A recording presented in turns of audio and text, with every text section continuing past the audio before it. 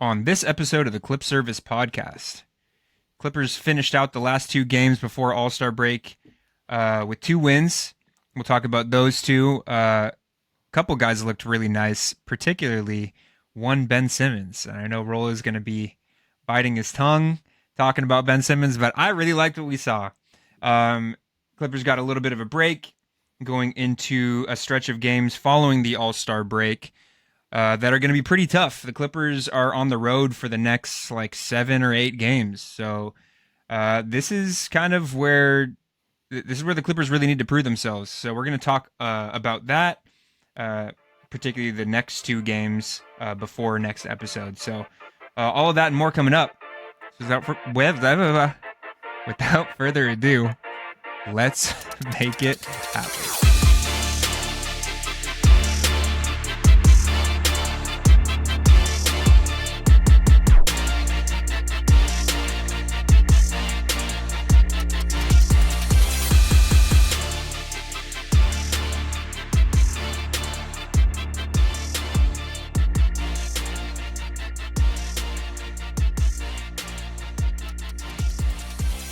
What's up, Clipper Nation? And welcome to the Clip Service Podcast.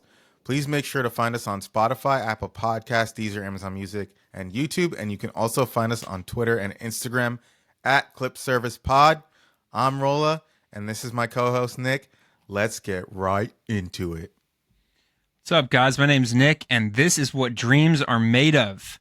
The Clippers took 2 wins to finish out the stretch of games before the All-Star break. Ended it on a really good note. The first of which was a game against the Memphis Grizzlies, which I was a little worried about this one. The Grizzlies were coming into this game scorching hot. One of the best offenses in the game. Played at the fastest pace, I believe, or one of the fastest paces. And, the Clippers have had trouble with that. Have had trouble stringing together, 48 minutes of defensive stops, contrary to what we saw early on in the season where their defense was pretty much impeccable all the way through. But the Clippers really turned the page on that for the better in these two games particularly. Clippers ended up taking a 128-114 win against the Grizzlies at home at Intuit Dome. Just looking at the box score, I mean, this was a fun game to watch, particularly because it was a pretty comfortable win. Second half, the Clippers kind of ran away with it a little bit. But just looking at the box score, it was a great game from Kawhi Leonard. Kawhi's been started out really strong, coming back from his injury. He was starting to ramp up a little bit, and then there was a little bit of a kind of regression in terms of his efficiency. Some Clipper fans were starting to get a little bit worried. But I think that was just a dude that's trying to get back into his, flow and Groove. getting the cardio back and everything like that. But he looked really good in this one. Was efficient, 9 for 19 from the field, 2 for 6 from three. So, knocked down a couple threes, 5 for 5 from the free throw line, and 25 points with 3 steals. So this is really good to see from Kawhi. One other thing that really stood out to me in terms of the starting lineup. Everybody else was pretty solid, but Chris Dunn was great in this one. He was brought back into the starting lineup, and, offense was always something that was a little bit few and far between this season for Chris Dunn. His defense has been great, but Roland and I have talked about it. His offense kind of needed to improve a little bit, particularly on those wide open threes. Yeah. And he really, rose to the occasion in this one. 4 for 4 from three. 4 of his 6 field goals for this entire game were threes, and he hit them all. Ended up finishing the game with 14 points, 5 steals. So that's just kind of like, in a perfect world, that's what you want from Chris Dunn. Hitting open threes, getting a ton of steals, getting, a ton of deflections and stuff like that. So if this is something that trends that way moving forward, that makes this team so much more of a threat, especially because you have Derrick Jones now coming off the bench, and he kind of provides a bigger version of what of that with similar to what Chris Dunn does. So what were your takeaways in this one, Rula?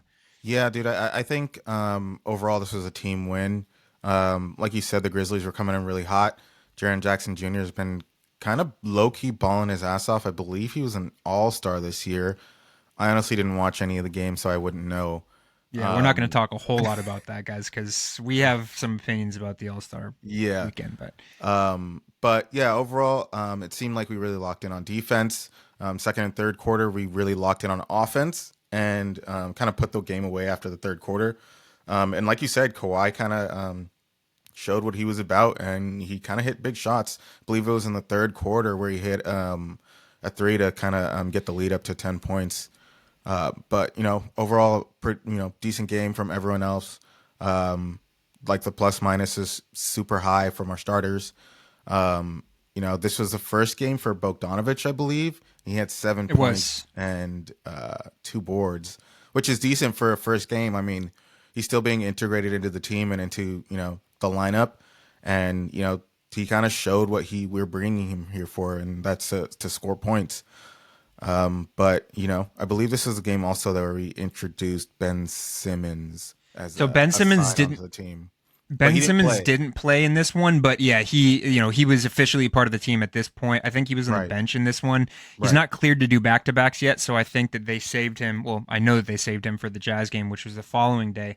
But yeah, Bogdanovic played in this one, and like Rola said, he kind of showed a little bit. His first bucket was kind of a pull-up three, cashed it. Only took 4 shots in this game, but was 3 for 4, I believe, from the field. Um, Showed that he can provide, that scoring that we need off the bench now that Norm, Right. has been a starter for so long, and And we can that was we good. can get that scoring output from Norm, but it's I think the reason why he was brought in was to kind of offload that weight on Norm's shoulders as to being that main scorer, bucket getter type player on our team. Totally. And then lastly, I just wanted to say I don't know how I feel about Derek Jones Jr. coming off the bench or Chris Dunn starting over Derek Jones Jr. I feel like Derek Jones Jr. has been playing pretty amazingly in the starting lineup, and I know this was the first game back Chris Dunn was starting, and he didn't have a bad game. I just personally feel like Derek Jones is a better option for us in the starting lineup. That's totally fair. And I think, Ty's made it very clear that Dunn and Jones are basically interchangeable in terms of starting. I think that, if the opponent has a bigger guard, that's like their leading score, or a bigger, wing, that's their leading scorer, they'll probably lean with Derek Jones. But in this one, John Morant was out. So, the head of the snake on offense, aside from Jaren Jackson Jr., is Desmond Bane. And Desmond Bane actually went off in this game. He Yep. hit like 4 straight threes. But I think that that's games like this is when Ty will kind of trend to lean towards Dunn in the starting lineup. But I think that you make a good point because Derek Jones honestly has been one of the best, most underrated signings of this last offseason. I think he's been nothing but solid for the Clippers. We have him on a pretty team friendly deal. I think it's 3 years, 30 million, something like that. So he's been great. I would be happy to see either in the starting lineup. I just think with Kawhi Leonard back, you don't really have the luxury to have them both. Right. But yeah, I think that, either way, I do think that this game provided a much needed boost of confidence for Dunn offensively. And whether he's coming off the bench or starting, I think having him, because he's being left wide open, from three. And if he can just make teams pay and hit one or two of them, or 2 or 3 threes on maybe 5 attempts a game, 6 attempts a game. That helps this team so much in terms of like drawing defense out of the paint and spreading the floor and stuff. So, but yeah, I think that's going to be a continued trend throughout the season is them being interchangeable. But yeah, solid game overall against a team that's really been playing well. Didn't get a ton of production from our bench outside of Amir Coffey and Boyan. Derek Jones was pretty good with 9, but the starters held it down, and that's all we needed. The following game was the one that I was really looking forward to and a little bit cautiously optimistic about because it was the second night of a back-to-back for both teams, the Jazz and the Clippers. The Jazz had just got done kicking the shit out of the Lakers, which I was shocked by the night before. And I kind of thought that they would come into this game a little bit groggy, satisfied that they beat the Lakers and maybe come into this game with their guard down, and that was not the case. The Jazz really came out of the gates firing and hit like 9 threes in the first quarter. I think the record for threes in a quarter is like 13 or something like that, or 12. So they came pretty close to the record. Hmm. Kyle Filipowski was great in this one. 20 points. I think that was probably his season high, career high. Classic. 10 rebounds, 20 points. Was 3 for 6 from three. But yeah, the whole team was kind of dialed in from distance. 2 threes for Collins, 2 threes for Markkinen, 3 for Filipowski. Collier had 3. Isaiah Collier's having a great second half of the season, and he looked really, really good in this one. He was pushing the pace. Like there were a couple possessions where he would catch the inbound and just sprint up the floor, and a lot of the times it would take the Clippers off guard and result in a bucket. So Hmm. the Jazz scrapped this entire game, but the Clippers. So the first half, I was actually pretty disappointed with what I saw. The Jazz were really giving it to the Clippers, and I couldn't get down on them too much because, like I said, second out of a back to back, big emotional win against the Memphis Grizzlies. Um, the one thing that really stood out in this one, especially in the first half, was Zoo was really struggling in this one, and I can probably say that this was the only game where I think this season that Zoo was truly terrible because Hmm. he was, and it looked like a mixture of fatigue and just frustration and stuff like that. But Zoo was Right. really really bad in this one. And the Clippers ended up finding themselves down 20 points to the Utah Jazz. I believe it was at some point in the third quarter. Um, and with Eubanks out in this one with some sort of ankle injury, the Clippers went with Ben Simmons in his Clipper debut, played him at the five. He was the trigger man on offense, but on defense, he was guarding a lot of five. And he was switching on to guards, and it provided the Clippers with a completely different dynamic than I've been able to kind of see this season at the five position. Um, Nico's done a pretty respectable job when he's played the five, but I think that Ben Simmons, and it was apparent in this one, that Ben Simmons' defensive ball pressure, as well as the ability to kind of make plays, whether it's, taking the ball up as the ball handler or out of the short roll or, in the post, making plays to slashers and cutters and open guys in the three, the dynamicism was there. And it kind of happened right when Ben checked into the game. He drew a couple fouls, got a couple steals, was moving the ball, and the Clippers were chipping their way back into it. And he was a huge part of the comeback that the Clippers ended up putting together to win this one. The Clippers ended up winning 120 to 116, so it was a close game, but uh, I loved what I saw from Ben Simmons in this one. I really did. And, obviously a bunch of other guys stepped up in this one, specifically Norman Powell and James Harden. James Harden played 49 minutes. This game did go to overtime. Hmm. James Harden played 49 minutes the entire game, had 32 points, 10 rebounds, and seven assists, almost a triple double. And Norman Powell, Stormin' Norman, with 41 points, kind of pure buckets in this one. Didn't have a ton of other stats, but 41 points on 13 to 16 shooting. Norm was fantastic in this one, and this was really good to see. A shorter rotation for sure. Only 4 guys came off the bench. And the starters, aside from Ivica Zubats, really held it down. But yeah, loved what I saw from Ben Simmons. And I don't know, Yeah. Rolla, what are your takeaways? Yeah. So I didn't get a chance to watch this game. Mm, I was on a flight to Arizona. But I mean, I took a look at the stats and the highlights, and it seemed to be a pretty good game.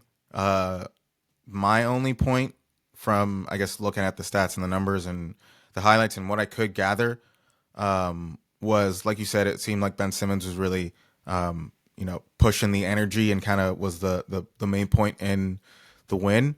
But dude, I gotta say, like, I knew we there was need a but. we need I to knew pump the it. brakes, bro. You're talking like he's been playing for weeks. He played one game against the worst team in the league, bro. No, no, no, no, no, no. I'm not. I'm And not talking like that. you I'm are. excited. No, you are. Okay. That's the thing. Okay. You are. And the thing about Ben Simmons is, at any point in time when teams or opposing defenses decide to defend him the way he is weakened, that's kind of it for him. And we all know what that is. Leave him at the 3-point line and block off everyone else and pack the paint. He literally has nothing else to do offensively. Defensively, he's always been. I mean, he's 6'11", too, whatever. So he's always going to be a force defensively, but offensively, he can collapse, and he has the potential to collapse. And a lot of teams and almost everyone in the league knows that, which is why I was kind of against the pickup. But overall, I think in the regular season we can see him be very beneficial and help us win games like this. But this is the Utah Jazz coming off of the second night of a back-to-back where they played a lot of minutes against the Lakers. They played a lot of minutes against the Clippers, and they bring in a guy in Ben Simmons who hasn't played in weeks. So I would expect him to be good. So that's my only opinion. I'm not trying to be like a negative Nancy. I'm just trying to be realistic. It was one game. So I kind of want to see a little bit more from Ben Simmons to kind of all write I'm him saying as the hero. But all I'm saying is he had a good game, and he was a huge reason why the Clippers won this game, which they needed to win. If the Clippers ended up losing this one, I would have been really frustrated. But yes, I do agree with you to the point that there are going to be moments where we see Ben Simmons being exploited, like his lack of offense being exploited. The one thing that I did like, though, in this one was the Clippers went 5 out. In this one, I believe the lineup was James Harden, Norman Powell, Chris Dunn, or something like that, Nico Batum, and Ben Simmons. And so when you do that, Ben Simmons on offense can take the ball up the court, but you have 4 guys out there that can shoot, in theory. We're not the first team to do this, though. That's no, I know, but to your point, leave Ben Simmons open from 3, and clog the paint. Ben Simmons wasn't forcing anything in this one, there were moments when he was being left open, but he would either drive into the paint and kick if he didn't have the shot at the rim.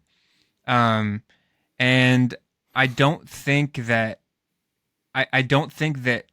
teams exploiting his lack of offense is going to be as big of a deal on this Clippers team, because there's so much, in theory, there's so much shooting that you can put around him, as long as you play him at the 5 on defense, and then on offense just kind of have him be either a screener and pass out of the short roll, or bring the ball up and take some of that responsibility out of James' hands. Because if there's another thing that this game showed, was that James Harden is willing, which I love, willing to play a ton of minutes.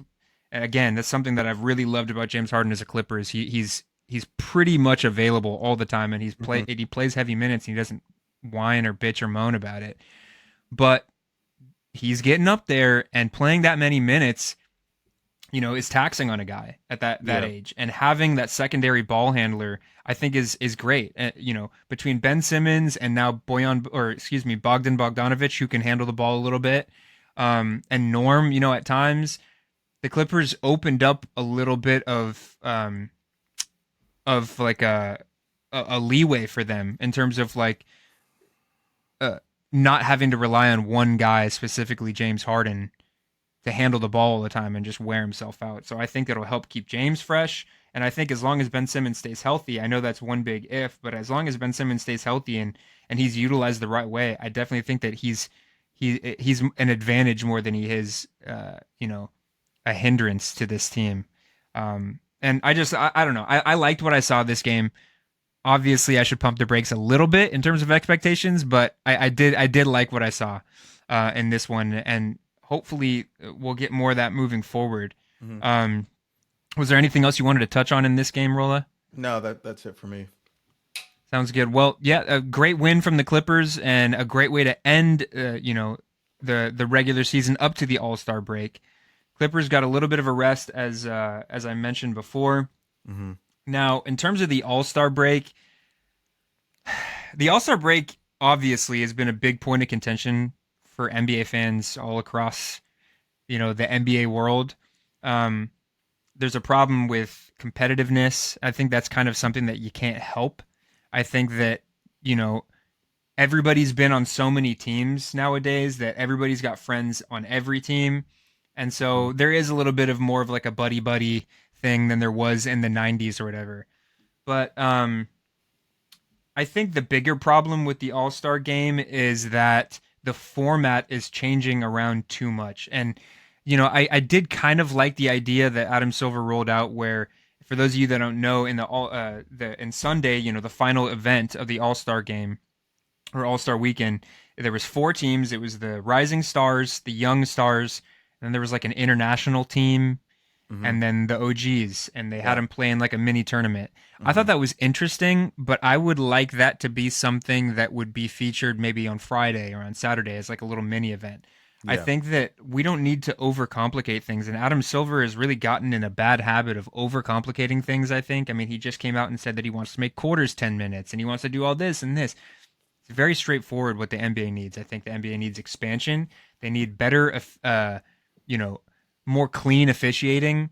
And I think that in terms of the All Star break, revert it back to East versus West. I wouldn't mind seeing an East versus West in which the winning conference wins home court advantage in the playoffs. I think that would be interesting. But I think just simplify things a little bit. The competitiveness, there's not a whole lot you can do about that. Hmm. Uh, but yeah, I don't know. Yeah. I think the NBA or the All Star weekend, you know, it's regressed in competitiveness, and that's just the nature of the game. But there's not really much you can do about that. I don't know. What's Yeah. your opinion, real quick, on the I All Star I weekend? I am a fan of Adam Silver, and I think that he's getting a bad rap currently because of the All Star Game and because of the ratings going down in the NBA. I don't think any of that is necessarily his fault. I think he can make, like you said, I think he can make the All Star Game better. But I feel like he brings in a lot of, or implements a lot of like innovative ideas that turns out to be great. He implemented the play-in games, where it includes more teams to have a chance to make the playoffs. And I think that when it first was brought out, people were a little skeptic. The players kind of were talking shit on it. People were hating on it because people don't like new things. And eventually, like, the fans watched it and enjoyed how competitive it was because these teams are playing their hearts out for two games max to like make the playoffs. So that's one thing, and then another thing was the, like, I believe it's 65 games to be considered for like the in season awards. I mean, we've had a problem with players sitting for little things. And I think that it is appropriate for Adam Silver to implement that you have to do your job and you have to be available to win an award. I feel like that's not asking for much. The best ability is availability, and if you don't have that, if you're Joel Embiid and you play half the season, I mean, like, why would we give you the MVP? You know what I mean? So Yeah. I think he gets a bad rap a lot of the times. I think on this All Star game topic, like you said, I think he is overcomplicating it just a little bit. But I think he's trying to make up for the players just not putting in the effort. And at the end of the day, people say like these players play hard during the off season. They go to pick up games here and there, and they play decently hard. And then when it comes to the All Star game, it feels like they're just kind of like messing around. And you heard Wembanyama talking the other day saying like, one thing I've learned is that it is possible to play hard in these All Star games and be safe. You know what I mean?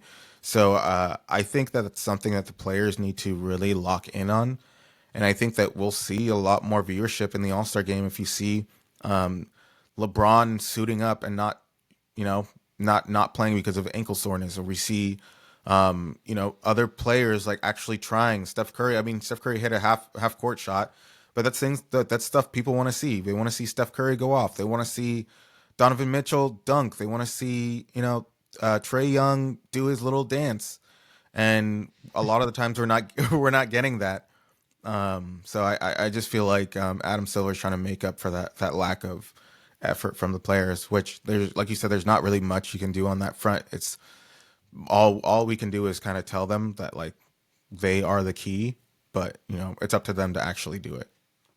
Yeah. I mean, don't get me wrong. I think that Adam Silver's done a lot of good, particularly early on. I think one of the best things he ever did was make the decision like a month into him being a commissioner to ban Donald Sterling for life from the NBA. Like that takes a lot of guts, as a new commissioner, that had never been done before. And like you said, the in season or the play-in tournament, the in season tournament is okay.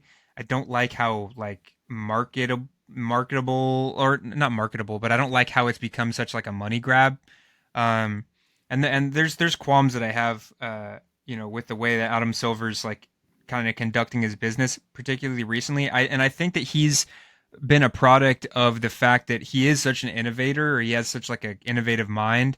And I Hmm. think that he's thrown a couple of things at the wall that have really stuck, and now he's kind of getting a little ahead of himself where he wants to change. I think that he wants to change the essence of the game in some ways, like making the quarters shorter and stuff like that. It's like, I guarantee the broadcast will be just as long. I guarantee they fill up the extra 2 minutes a quarter with ads Hmm. and stuff like that. So I don't know.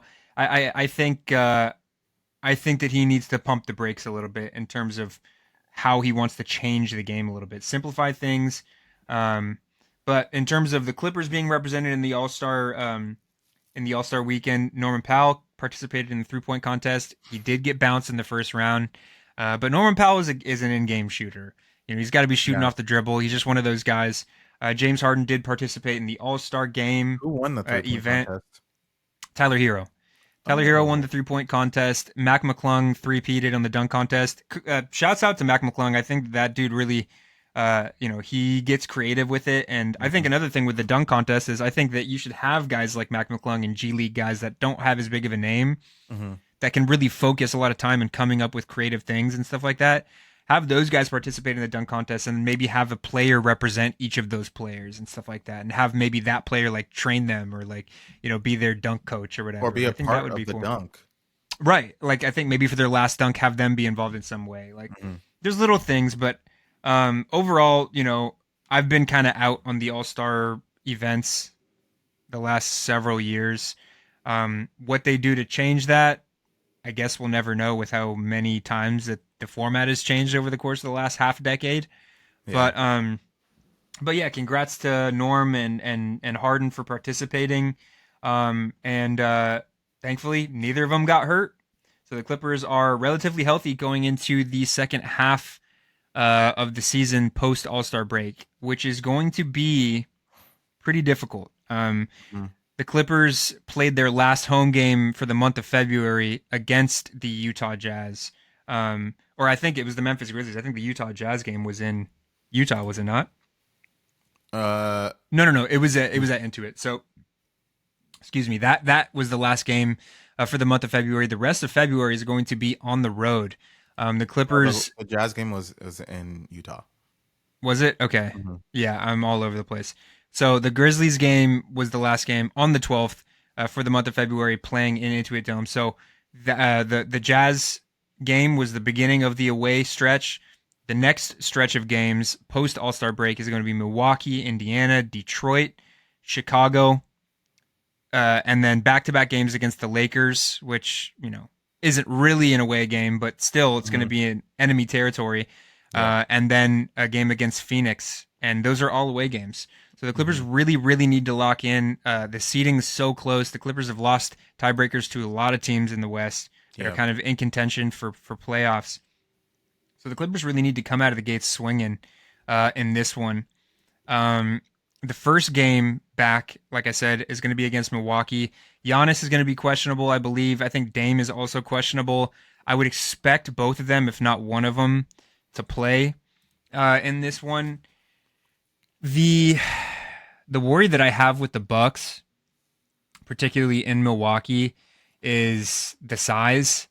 Um, Hopefully, Zoo kind of bounces back from that Jazz game, and kind of looks like the Zoo that we've been used to seeing this season. Mhm. Because especially if Giannis plays, we're really going to need that presence in the front court defensively. I would love to see Simmons play in this one as well, just in case Zoo gets in foul trouble or whatever, or is having an off game. I'm not sure about the status of Drew Eubanks, but if Drew Eubanks sits in this one, I think it's going to have to be a healthy dose of Ben Simmons off the bench in terms of front court depth. Um, but I do think that this one is the Clipper is one that the Clippers could win. Yeah. I believe that they won the last matchup against the Bucks. They did. Yeah. That was on January 25th. It was a 127 to 127. 117 win. So hopefully, I'd like to see more of the same in that one. It's a really important game, and I think the first two games coming out of All Star break are going to be really big tests. obviously, as I said, the first game against Milwaukee and the second game is going to be against Indiana Pacers that completely embarrassed the Clippers last time they played against them. Um, two completely different teams in terms of what they bring, but Yeah, two very good teams. I think on the in the Bucks game, like you said, we do have to do more of the same, and I think the key is kind of blocking down. Well, I don't want to say lock down because it's kind of impossible to do that for Giannis, but to kind of slow him down a little bit. And I think that the rest of the team, they did pick up a couple new players. They have Kyle Kuzma now. They have Kevin Porter now. So they do have a couple new pieces that we do have to plan for that they didn't have in the previous matchup. But I think that this is something that is still doable. And then, like you said, in the Pacers game, they completely embarrassed us, and hopefully that really motivates them motivates the Clippers in this game, just because we kind of got to get our get back for that last game, because honestly it was completely unacceptable. I forgot what the final score was. The final score didn't show how much of an ass beating that was. The final score was Yeah. 119 to 112, but that was the one where the Pacers like blew the game open in the Right. second half, and Right. Yeah. so Yeah, so I mean, I think that these are winnable games. I think that the game plans, like if we have a solid game plan, I think that these two are winnable games. totally. With the Pacers, they're ninth in points per game, so and sixth in assists per game, so really potent offense. Their rebounds, they're 29th in rebounds per game and 21st in opponent point per game. So not a great defense and not a very good rebounding team at all. I think those are the 2 points of emphasis that the Clippers really need to take advantage of in this one. Again, I say it time and time again, but Zoo really needs to be a big factor in this one. Hmm. Um, Whether or not Miles Turner plays in this one and stretches the floor, remains to be seen. But again, I think with Eubanks and Simmons, at least we have a little bit more trust in our backup bigs. But um, one specific thing in terms of personnel for the Clippers that I'm also looking for in this one is some like if Kawhi is going to kind of take it to the next level. I Hmm. think prior to the All Star break, we saw a little spurts of regression from him in terms of like energy, or it didn't look like he was hurt per se, but it didn't look necessarily like he was going full force. I'm Hmm. wondering after the All Star break if we're going to see 10% more in terms of that burst of energy and aggression that we're used to seeing with a healthy Kawhi. My guess is that we will. But in these two games particularly, I would love to see a really aggressive Kawhi. Obviously, he needs to maintain his health Hmm. and not do anything that's going to get him hurt. But I would not be surprised if we saw 26 points per game or 27 points per game in these next two games from Kawhi, or at least him looking to go and get a figure like that in terms of scoring. That would open up things so much, I think, especially with James Harden not only participating in the All Star break, but finishing out the last game before the break, playing 49 minutes. Uh, that's another thing, is kind of hoping that we don't see fatigue from James Hmm. Harden.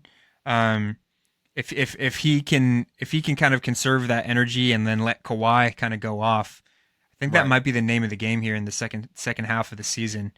I don't know if you had like one point of emphasis, not just in these two games, but kind of moving forward up until playoffs. Rolla, what are you looking for?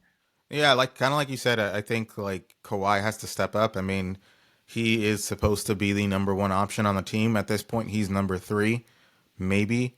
And we kind of do have, if we want to make a playoff push, we kind of do have to see him step up. I mean, you said it yourself. We've lost a lot of tiebreakers, so we kind of just have to straight up beat teams in this last half of the season, just to make the playoffs. We have to be top six because of the playing games. So I would like to see Kawhi really step up his game and kind of be that leader and best player on the team like we normally see. Yeah. No, totally. And to kind of reiterate what I was saying, I do think that it's been by choice in terms of Kawhi kind of picking and choosing when to exert energy. I don't think it's been like he's physically limited per se. I mean, maybe in terms of conditioning, but I do think that he's kind of been holding back a little bit, like but by design, up to this point. And I don't know, maybe we'll see a minutes because I don't believe he might still be on a minutes restriction, but I don't think it's anything close to what it was when he first came back. So I'm wondering if the minutes restriction will be lifted. Um, there's a lot to look for in this next little stretch, and this is going to be the stretch where the Clippers kind of prove what they're made of and what they're going to be able to do. Kind of coming down the stretch of the regular season and going into playoffs. If they can come out of the gates swinging and kind of regain control of like a top 4 seed or something like that, the Clippers are capable, when healthy, are capable of really competing this season. So these next series of games is going to be really telling in terms of where the Clippers are at. I would like to see Norman Powell, still maintain the aggression offensively, but again, if Kawhi takes that step forward, maybe he won't have to go for 41 to beat teams like the Jazz or Facts. this or that. So a lot to look forward to, Clipper Nation, in this little stretch of games. Those 2 games are going to be the only ones we're going to preview. And I think we'll be recapping the Pacers game on Sunday later on the day after the game is over. And then, from that point, we'll talk about the next stretch of games on this road trip. But that pretty much does it for for this episode of the Clip Service Podcast, guys. Thank you so much for tuning in. As Rola said up top, you can watch us on YouTube, find us on Spotify, Amazon Music, Apple Podcasts, and Deezer. I don't normally do this, guys, so I need a little help. Apple Podcasts and Deezer. Reach out to us on Twitter and Instagram. Give us a follow, comment, subscribe. Let us know what you think of the pod. We really appreciate it. Here's to a good second half of the season, guys. Yep. Thank you so much for tuning in, Clipper Nation. Thank you for your service. And as always, I'm really going to make this a thing. Thank you for your service. Salute. And as always, salute. And as always, let's go Clips. Go Clips.